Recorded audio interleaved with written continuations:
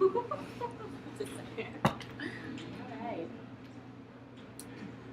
Sorry.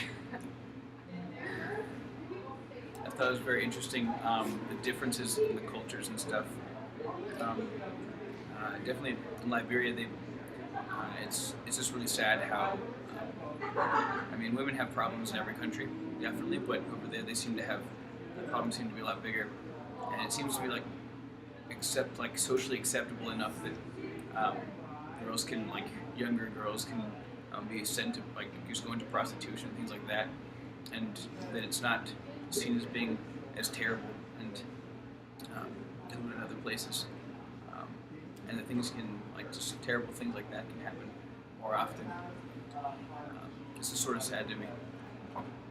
I definitely agree. When she, towards the middle of her talk, she was giving out statistics, and a couple of them stuck out to me. The first one was 3 out of 10 girls, in Liberia, are subjected to pregnancy, and then teen prostitution is at its peak right now. Girls as young as 12 prostitute for as much as $1 a night, and I thought that was super depressing.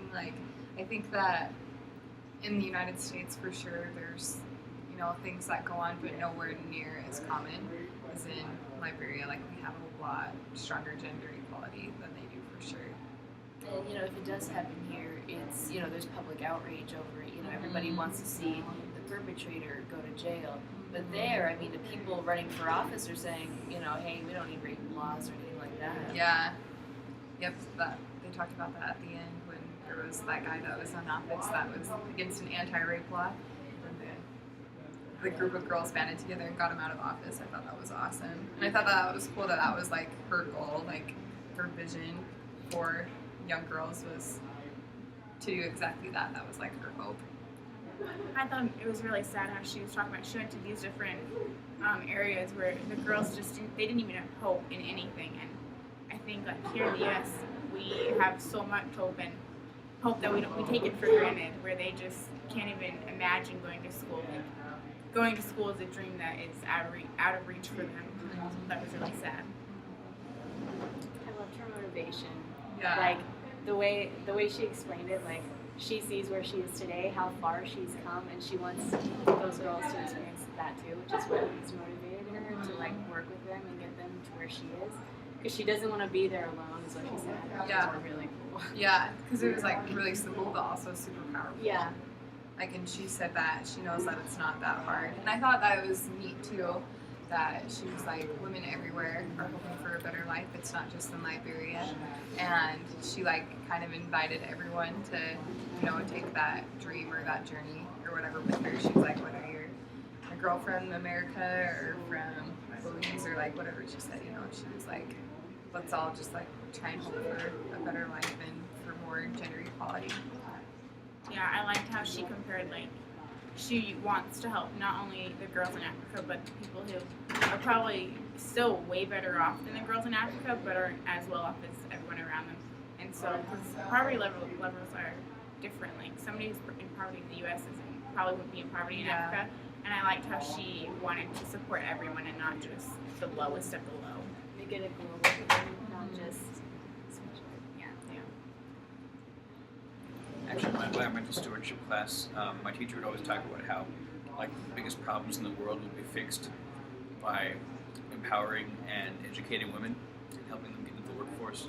Or I feel like it's really sad. We have half of the population that in many places is just sort of not really doing anything. Not because maybe they don't want to, but most of the time probably just because they don't get the opportunity. Society in itself just sort of thinks, oh well, they aren't really useful, but that's half the people that could get us better ideas, really help make our society better, society to live in better. But it's being underutilized. I think it's really sad that it just sort of happens that way, and just the sort of problems are sort of endemic in the system.